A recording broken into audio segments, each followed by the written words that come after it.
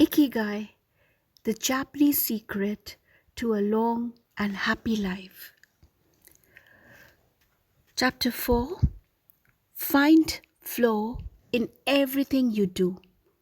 How to turn work and free time into spaces for growth. Aristotle said, "We are what we repeatedly do. Excellence, then, is not an act but a habit." Going with the flow. Imagine you are skiing down one of your favorite slopes. Powdery snow flies up on both sides of you like white sand. Conditions are perfect. You are entirely focused on skiing as well as you can. You know exactly how to move at each moment. There is no future, no past. There is only the present. You feel the snow, your skis, your body, and your consciousness united as a single entity. You are completely immersed in the experience, not thinking about or distracted by anything else. Your ego dissolves and you become part of what you are doing. This is the kind of experience Bruce Lee described with his famous "Be water, my friend." We've all felt our sense of time vanish when we lose ourselves in an activity we enjoy. We start cooking, and before we know it, several hours have passed. We spend an afternoon with a book and forget about the world going by until we notice the sunset and realize we haven't eaten dinner. We go surfing and don't realize how many hours we have spent in the water until the next day when our muscles ache. The opposite can also happen. When we have to complete a task we don't want to do, every minute feels like a lifetime and we can't stop looking at our watch. As the quip attributed to Einstein goes, "Put your hand on a hot stove for a minute and it seems like an hour. Sit with a pretty girl for an hour and it seems like a minute." This is relativity. The funny thing is that someone else might really enjoy the same task, but we want to finish as quickly as possible. What makes you enjoy or us doing something so much that we forget about whatever worries we might have while we do it? When are we happiest? These questions can help us discover our ikigai, the power of flow. These questions are also at the heart of psychologist Mihaly Csikszentmihalyi research into the experience of being completely immersed in what we are doing. Csikszentmihalyi called the state flow and described it as the pleasure, delight, creativity, and process when we are completely immersed in life. There is no magic recipe for finding happiness, for living according to your ikigai. But one key ingredient is the ability to reach the state of flow and through this state to have an optimal experience.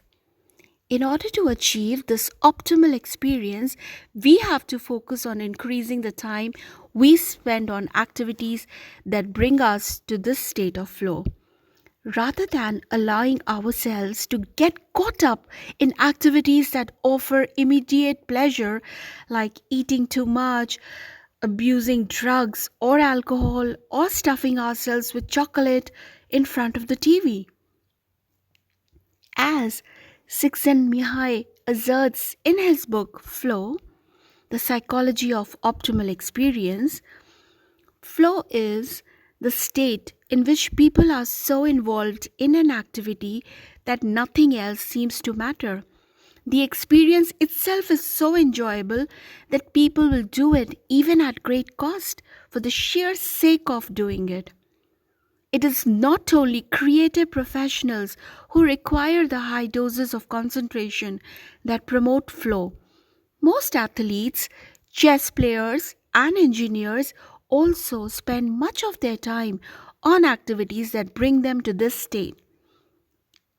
According to Csikszentmihalyi research, a chess player feels the same way upon entering a state of flow as a mathematician working on a formula or a surgeon performing an operation. A professor of psychology, Csikszentmihalyi, analyzed data from people around the world and discovered that flow is the same among individuals of all ages and cultures. In New York and Okinawa, we all reach a state of flow in the same way. But what happens to our mind when we are in that state?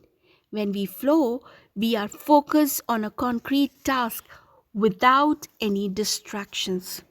Our mind is in order. The opposite occurs when we try to do something while our mind is on other things. If you often find yourself losing focus while working on something you consider important, there are several strategies you can employ to increase your chances of achieving flow. The 7 conditions for achieving flow.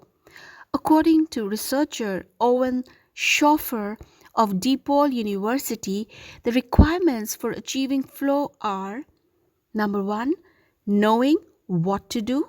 Number 2, knowing how to do it. Number 3, knowing how well you are doing. Number 4, knowing where to go. Number 5, perceiving significant challenges. Number 6, perceiving significant skills. Number 7, being free from distractions.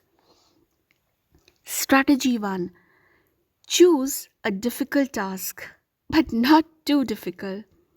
Schoffer's model encourages us to take on tasks that we have a chance of completing but that are slightly outside our comfort zone. Every task, sport, or job has a set of rules, and we need a set of skills to follow them. If the rules for completing a task or achieving a purpose are too basic relative to our skill set, we will likely get bored. Activities that are too easy lead to apathy.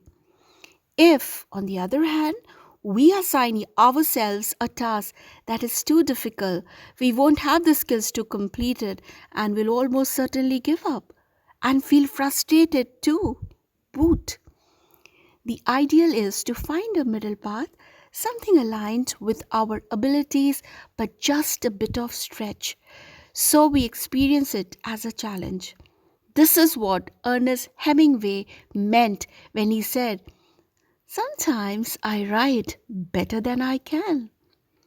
We want to see challenges through to the end because we enjoy the feeling of pushing ourselves. Bertrand Russell expressed a similar idea when he said to be able to concentrate for a considerable amount of time is essential to difficult achievement.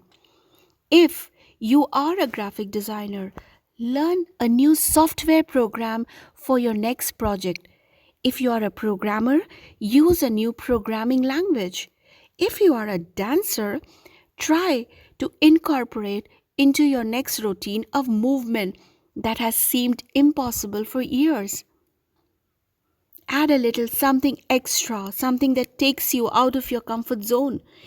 Even doing something as simple as reading means following certain rules, having certain abilities and knowledge. If we set out to read a book on quantum mechanics for specialists in physics without being specialists in physics ourselves, we will probably give up after a few minutes. On the other end of the spectrum, if we already know everything a book has to tell us, we'll get bored right away. However, if the book is appropriate to our knowledge and abilities and builds on what we already know, we'll immerse ourselves in our reading and time will flow. This pleasure and satisfaction are evidence that we are in tune with our ikigai. So, easy is boredom, challenging is flow, and beyond our abilities will only cause anxiety. Strategy 2: have a clear, concrete objective. Video games played in moderation, board games, and sports are a great ways to achieve flow because the objective tends to be very clear. Beat your rival on your own record while following a set of explicitly defined rules. Unfortunately, the objective isn't quite as clear in most situations. According to a study by Boston Consulting Group, when asked about their bosses, the number one complaint of employees at multinational corporations is that they don't communicate the team's mission clearly, and that as a result, the employees don't know what their objectives are. What often happens, especially in big companies, is that the executives get lost in the details of obsessive planning, creating strategies to hide the fact that they don't have a clear objective. It's like heading out to sea with a map but no destination. It is much more important to have a compass pointing to a concrete objective than to have a map. Joi Ito, director of the MIT Media Lab, encourages us to use the principles of compass over maps as a tool to navigate our world of uncertainty. In the book Whiplash: How to Survive Our Faster Future, he and Jeff Howe wrote, in an increasingly unpredictable world moving ever more quickly, a detailed map may lead you deep into the woods at an unnecessarily high cost. A good compass, though, will always take you where you need to go. It doesn't mean that you should start your journey without any idea where you are going. What it does mean is understanding that while the path to your goal may not be straight, you will finish faster and more efficiently than you would have if you had trudged along a pre planned route. In business, the creative professions, and education alike, it's important to reflect on what we hope to achieve before starting to work, study, or make something. We should ask ourselves questions such as: what is my objective for today's session in the studio? How many words am I going to write today for the article coming out next month? What is my team's mission? How fast will I set the metronome tomorrow in order to play that sonata at an allegro tempo by the end of the week? Having a clear objective is important in achieving flow, but we also have to know how to leave it behind when we get down to business. Once the journey has begun, we should keep this objective in mind without obsessing over it. When Olympic athletes compete for a gold medal, they can't stop to think how pretty the medal is. They have to be present in the moment. They have to flow. If they lose focus for a second, thinking how proud they will be to show the medal to their parents, they'll almost certainly commit an error at a critical moment and will not win the competition. One common example of this is writer's block. Imagine that a writer has to finish a novel in 3 months. The objective is clear. The problem is that the writer can't stop obsessing over it. Every day she wakes up thinking, I have to write that novel. And every day she sets about reading the newspaper and cleaning the house. Every evening she feels frustrated and promises that she will get to work the next day. Days, weeks, and months pass, and the writer still hasn't gotten anything down on the page. When all of it would have taken was to sit down and get that first word out, then the second, to flow with the project, expressing her ikigai. As soon as you take these first small steps, your anxiety will disappear and you will achieve a pleasant flow in the activity you are doing. Getting back to Albert Einstein, a happy man is too satisfied with the present to dwell on the future. So, to summarize, we would say vague objectivists would only lead to confusion, time, and energy wasted on meaningless tasks and mental block. Clearly defined objective will help you to achieve the flow and the flow. An obsessive desire to achieve a goal while ignoring the process, fixation on the objective rather than getting down to business, which results in a mental block. Strategy 3. Concentrate on a single task. This is perhaps one of the greatest obstacles we face today. With so much technology and so many distractions, we are listening to a video on YouTube while writing an email when suddenly a chat prompt pops up and we answer it. Then our smartphone vibrates in our pocket. Just as soon as we respond to that message, we are back at our computer logging onto Facebook. Pretty soon 30 minutes have passed and we've forgotten what the email we were writing was supposed to be about. This also happens sometimes when we put on a movie with dinner and don't realize how delicious the salmon was until we are taking the last bite. We often think that combining tasks will save us time, but scientific evidence shows that it has the opposite effect. Even those who claim to be good at multitasking are not very productive. In fact, they are some of the least productive people. Our brains can take in millions of bits of information, but can only actually process a few dozen per second. When we say we are multitasking, what we are really doing is switching back and forth between tasks very quickly. Unfortunately, we are not computers adept at parallel processing.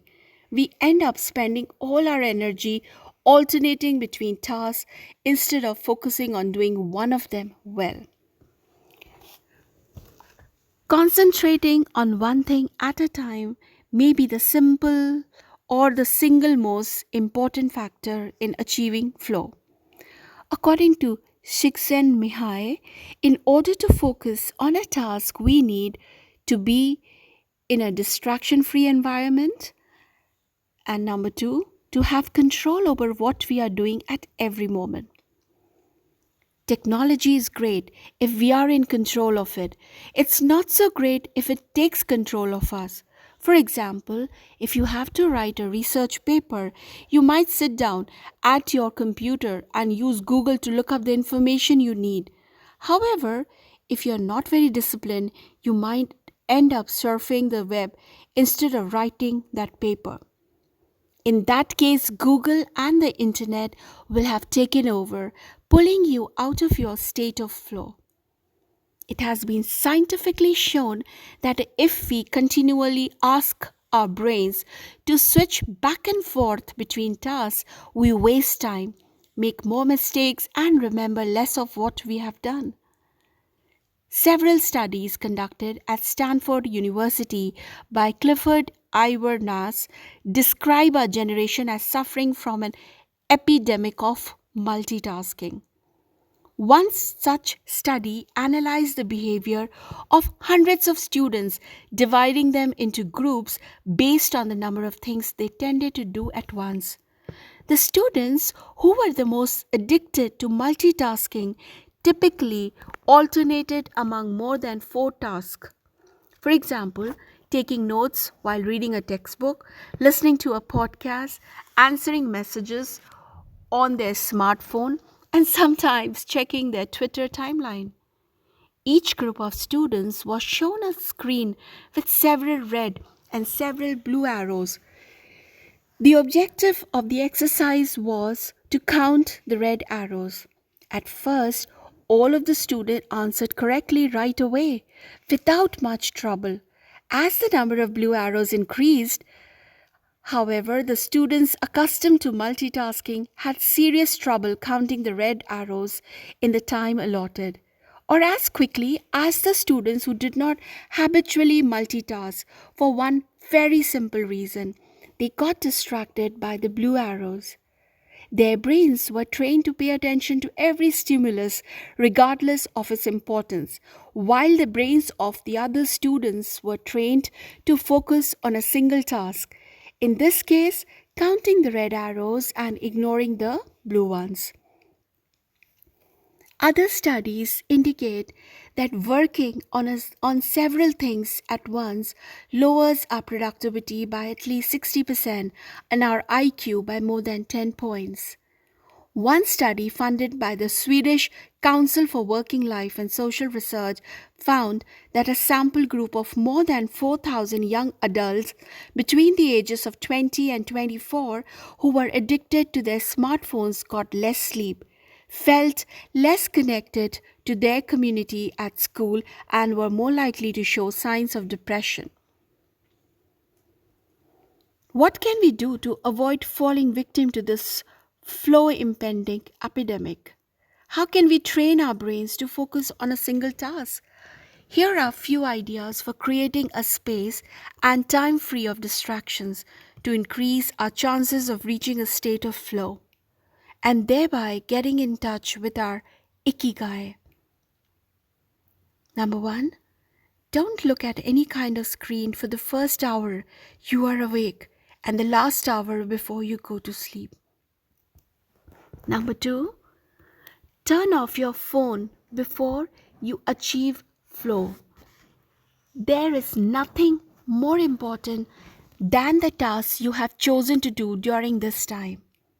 If this seems too extreme, enable the do not disturb function so only the people closest to you can contact you in case of emergency. Designate one day of the week, perhaps a Saturday or Sunday, a day of technological fasting, making exceptions only for e readers without Wi Fi or MP3 players. Next, go to a cafe that doesn't have Wi Fi. Read and respond to email only once or twice per day. Define those times clearly and stick to them. Next, try the Pomodoro technique. Get yourself a kitchen timer. Some are made to look like a pomodoro or tomato. And commit to working on a single task as long as it's running. The Pomodoro technique recommends 25 minutes of work and 5 minutes of rest for each cycle. But you can also do 15 minutes of work and 10 minutes of rest. Find the pace that's best for you. The most important thing is to be disciplined in completing each cycle. Start your work session with a ritual you enjoy and end it with a reward. Train your mind to return to the present when you find yourself getting distracted. Practice mindfulness or another form of meditation. Go for a walk or a swim, whatever will help you get centered again. Work in a pace where you will not be distracted.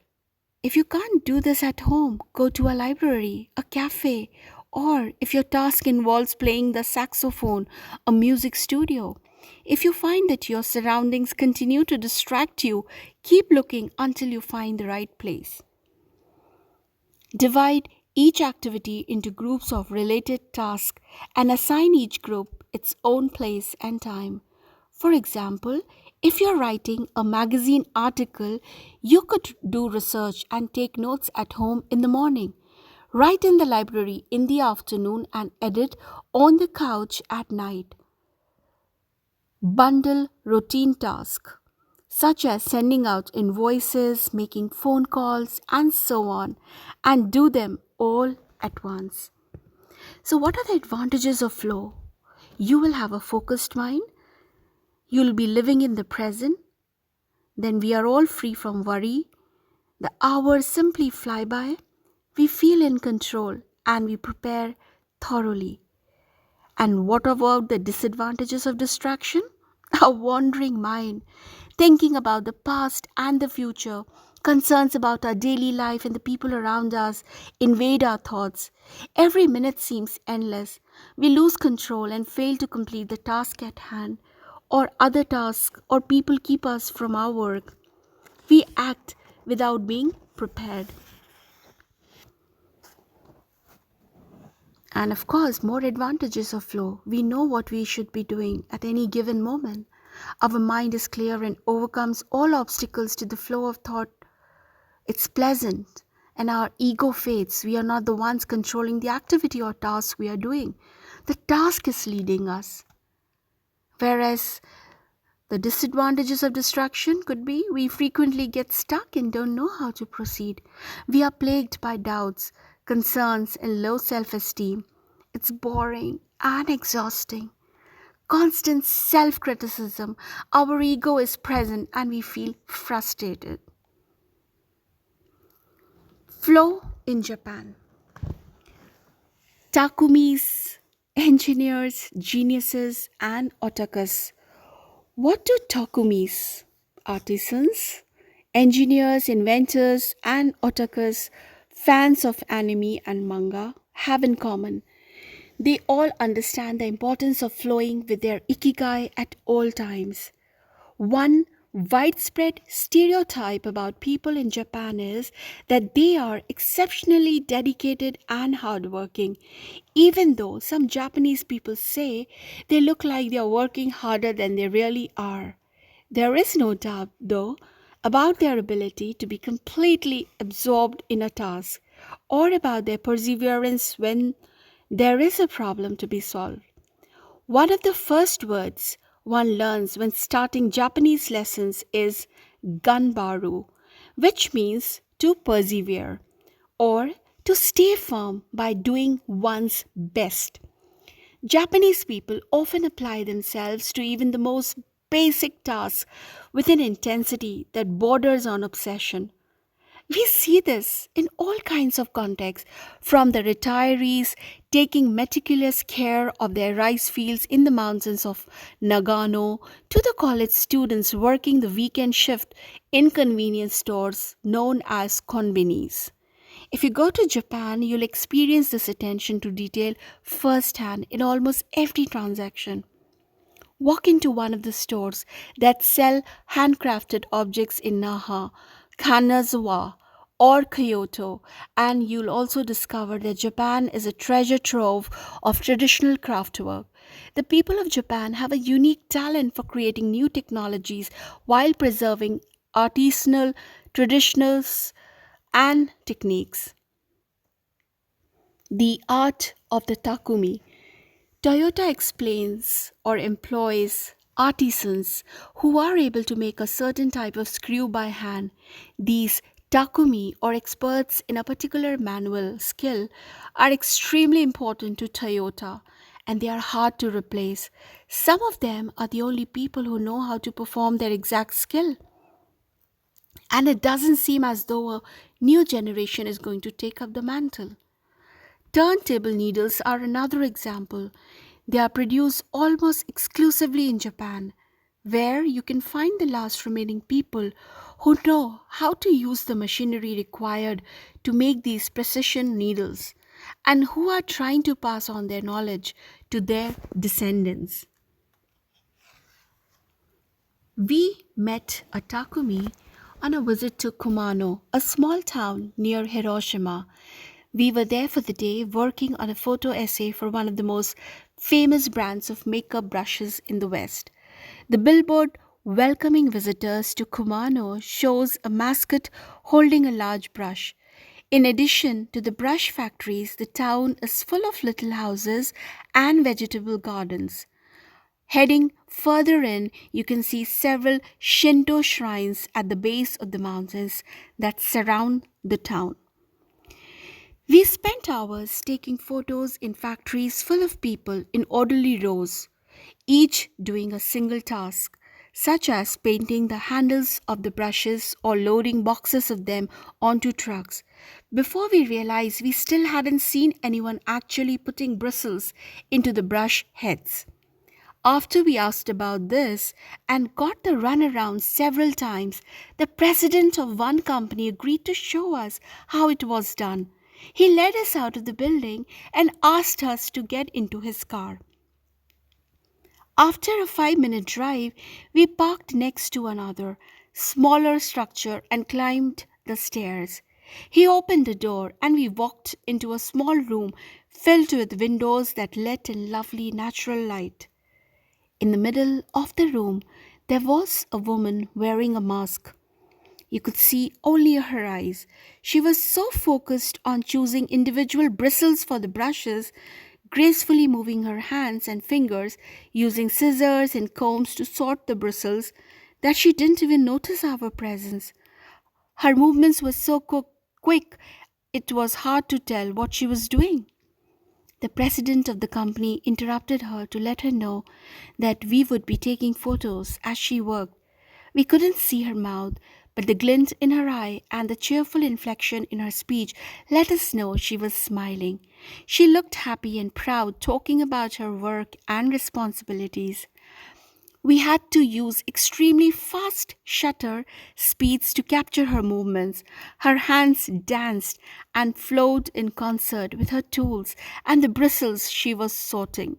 The president told us that this Takumi was one of the most important people in the company, even though she was hidden away in a separate building. Every bristle of every brush the company made passed through her hands. Steve Jobs in Japan. Apple co founder Steve Jobs was a big fan of Japan. Not only did he visit the Sony factories in the 1980s and adopt many of their methods when he founded Apple, he was also captivated by the simplicity and quality of Japanese porcelain in Kyoto. It was not, however, an artisan from Kyoto who won Steve Jobs' devotion, but rather a Takumi from Toyama named Shakunga, who used a technique called Echu Seto Yaki, known by only a few. On a visit to Kyoto, Jobs heard of an exhibition of Shakunaga's work. He immediately understood that there was something special about Shakunaga's porcelain.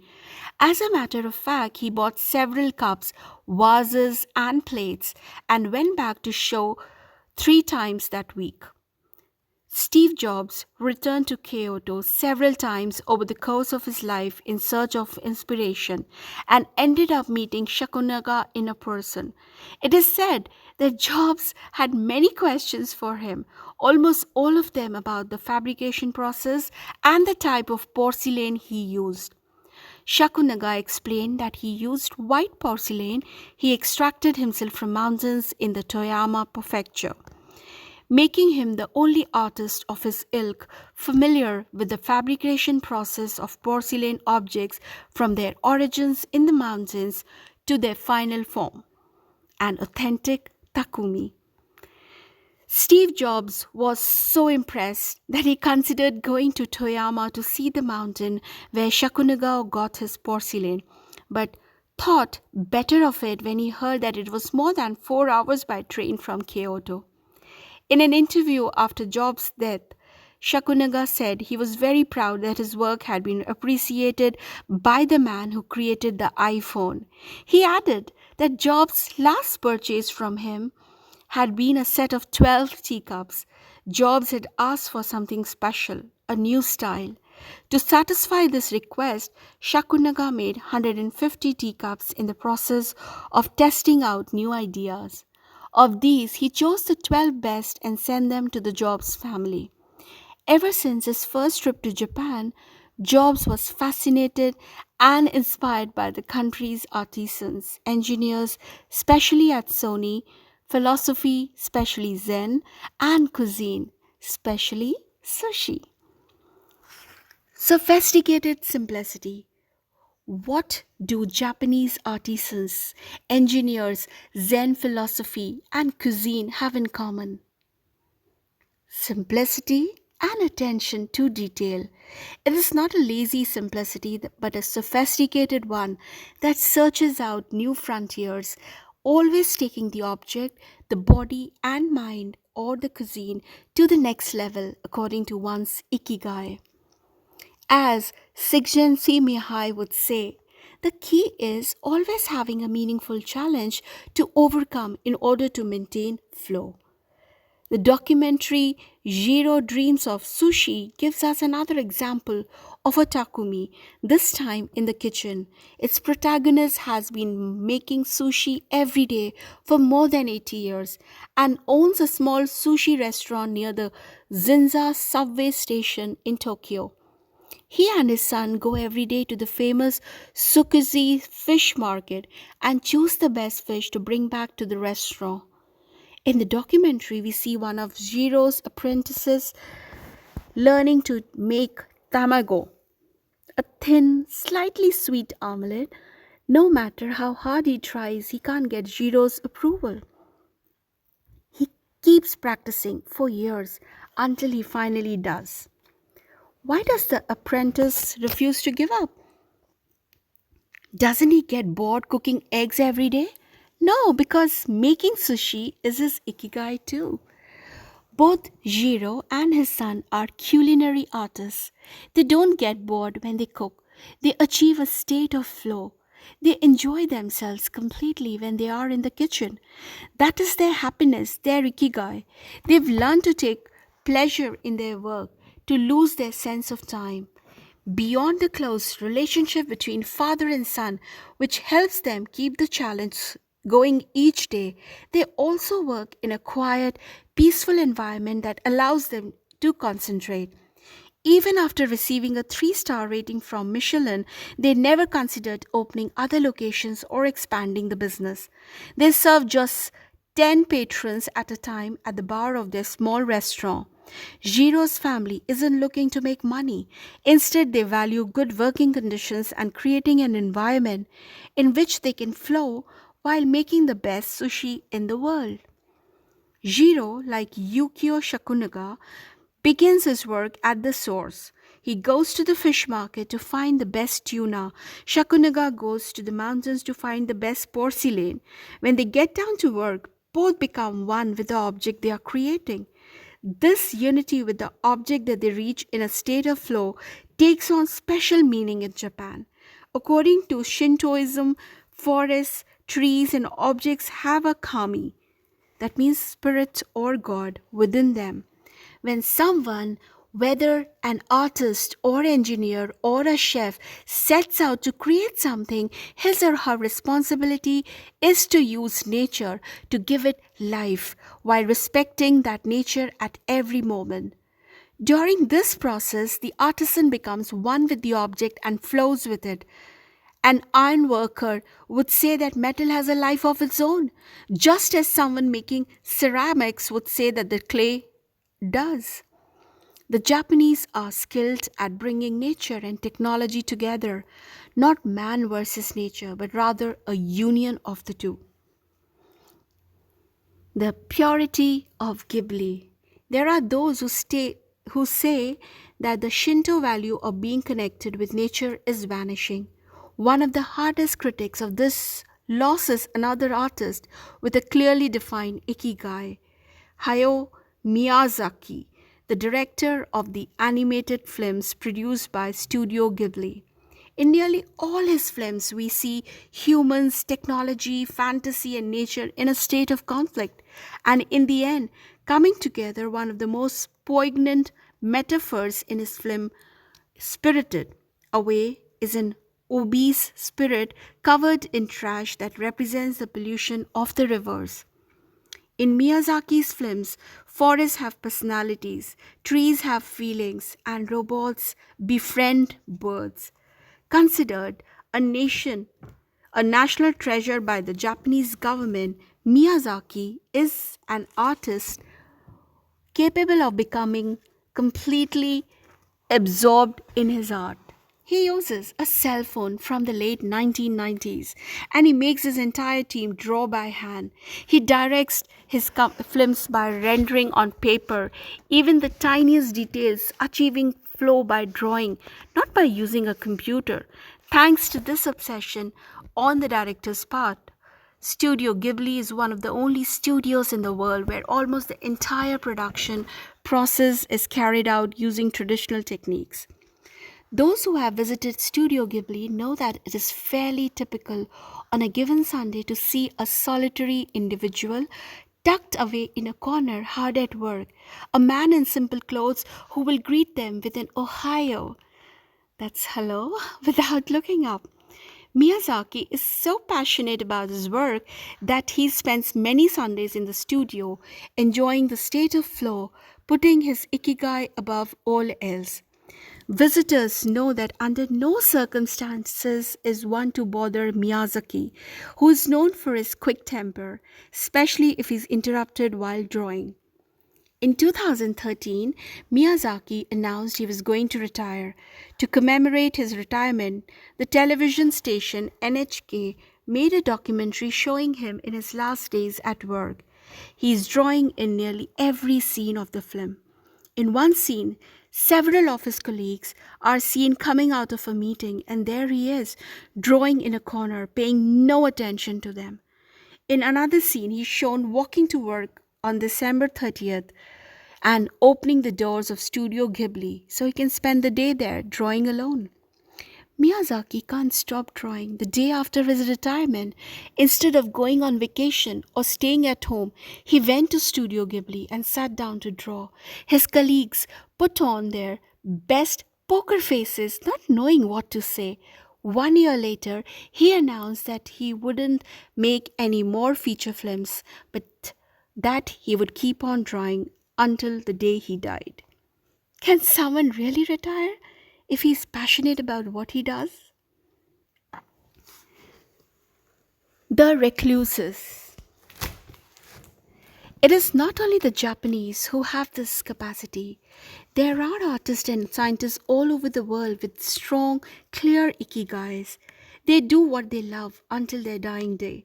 The last thing Einstein wrote before closing his eyes forever was a formula that attempted to unite all the forces of the universe in a single theory. When he died, he was still doing what he loved. If he hadn't been a physicist, he said he would have been happy as a musician.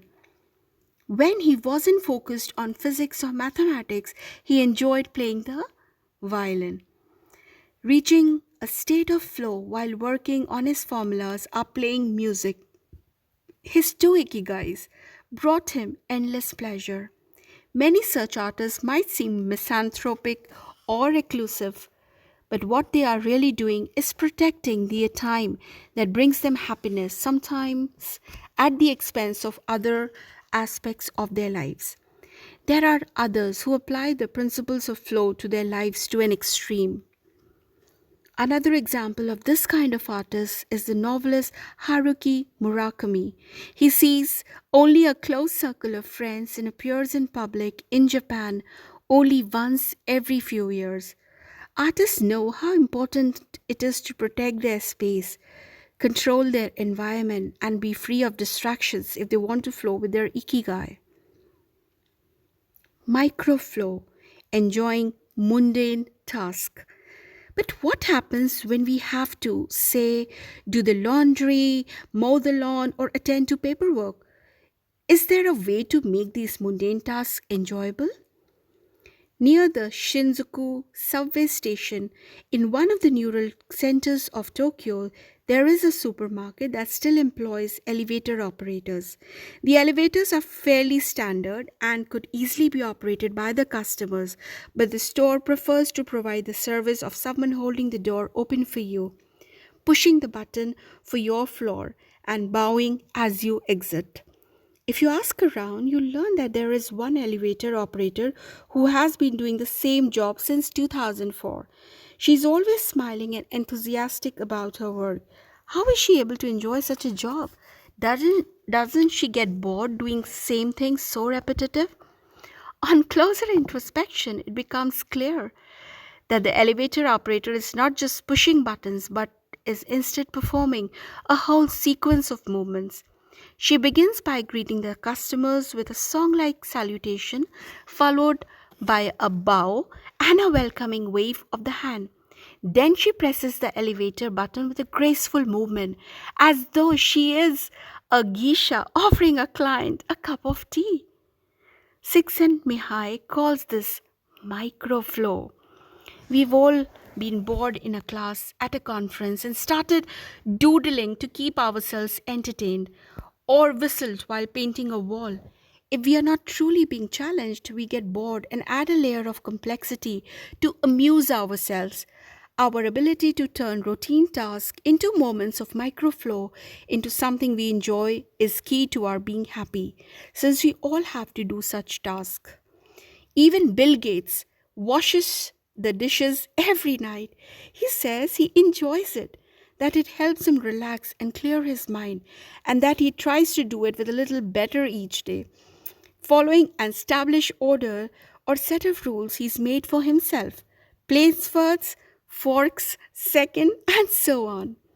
It is one of his daily moments of microflow. Richard Feynman, one of the most important physicists of all time, also took pleasure in routine tasks. W. Daniel Hillis, one of the founders of the supercomputer manufacturer Thinking Machines, hired Feynman to work on the development of a computer that could handle parallel processing when he was already world famous. He says Feynman showed up on his first day of work and said, "Okay, boss, what's my assignment?" They didn't have anything prepared, so they asked him to work on a certain mathematical problem. He immediately realized that they were giving him an irrelevant task to keep him busy and said, "That sounds like a bunch of baloney. Give me something real to do." So they sent him to a nearby shop to buy office supplies, and he completed his assignment with a smile on his face. When he didn't have something important to do or needed to rest his mind, Feynman dedicated himself to microflowing, say painting the office walls. Weeks later, after visiting the Thinking Machines offices, a group of investors declared, "You have a Nobel laureate in these painting walls and soldering circuits." Instant vacations, getting there through meditation. Training the mind can get us to a place of flow more quickly. Meditation is one way to exercise our mental muscles. There are many types of meditation, but they all have the same objective: calming the mind, observing our thoughts and emotions, and centering our focus on a single object. The basic practice involves sitting with a straight back and focusing on your breath. Anyone can do it, and you feel a difference after just one session. By fixing your attention on the air moving in and out of your nose, you can slow the torrent of thoughts and clear your mental horizons. The Archer's Secret.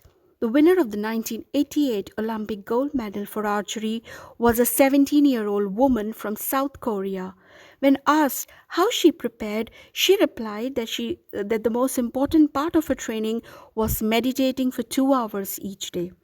If we want to get better at reaching a state of flow, meditation is an excellent antidote to our smartphones and their notification constantly clamoring for our attention. One of the most common mistakes among people starting to meditate is worrying about doing it right, achieving absolute mental silence, or reaching nirvana. The most important thing is to focus on the journey. Since the mind is a constant swirl of thoughts, ideas, and emotion, slowing down the centrifuge, even for just a few seconds, can help us feel more rested and leave us with a sense of clarity. In fact, one of the things we learn in the practice of meditation is not to worry about anything that flits across our mental screen. The idea of killing our boss might flash into our mind, but we simply label it as a thought and let it pass like a cloud without judging or rejecting it. It is only a thought, one of the 60,000 we have every day, according to some experts. Meditation generates alpha and theta brain waves. For those experienced in meditation, these waves appear right away, while it might take a half hour for a beginner to experience them. These relaxing brain waves are the ones that are activated right before we fall asleep, as we lie in the sun or right after taking a hot bath. We all carry a spa with us everywhere we go. It's just a matter of knowing how to get in, something anyone can do with a bit of practice. Humans as ritualistic beings. Life is inherently ritualistic.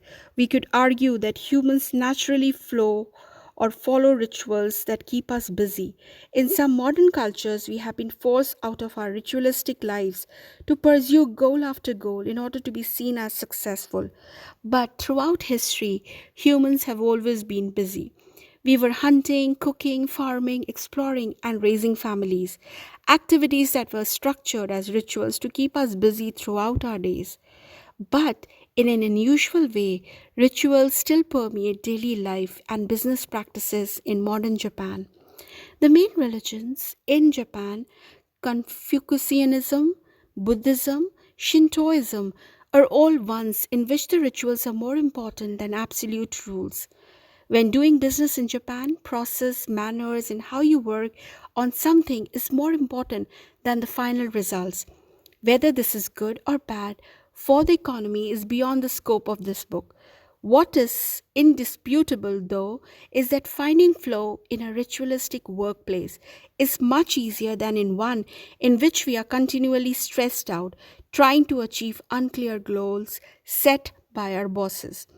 Rituals give us clear rules and objectives which help us enter a state of flow. When we have only a big goal in front of us, we might feel lost or overwhelmed by it. Rituals help us by giving us the process, the sub steps on the path to achieving a goal. When confronted with a big goal, try to break it down into parts and then attack each part one by one. Focus on enjoying your daily rituals, using them as tools to enter a state of flow. Don't worry about the outcome, it will come naturally. Happiness is in the doing, not in the result. As a rule of thumb, remind yourself rituals over goals. The happiest people are not the ones who achieve the most, they are the ones who spend more time than others in a state of flow. Using flow to find your ikigai. After reading this chapter, you should have a better idea of which activities in your life make you enter flow. Write all of them on a piece of paper. Then ask yourself these questions.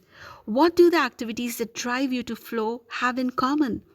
Why do those activities drive you to flow? For example, are all the activities you most like doing ones that you practice alone or with other people? Do you flow more when doing things that require you to move your body or just to think? In the answers to these questions, you might find the underlying ikigai that drives your life. If you don't, then keep searching by going deeper into what you like by spending more of your time in the activities that make you flow. Also, try new things that are not on the list of what makes you flow, but that are similar and that you are curious about. For example, if photography is something that drives you into flow, you could also try painting. You might even like it more. Or if you love snowboarding and have never tried surfing. Flow is mysterious. It is like a muscle. The more you train it, the more you will flow. And the closer you will be to your ikigai. Thank you. Rest in my following video.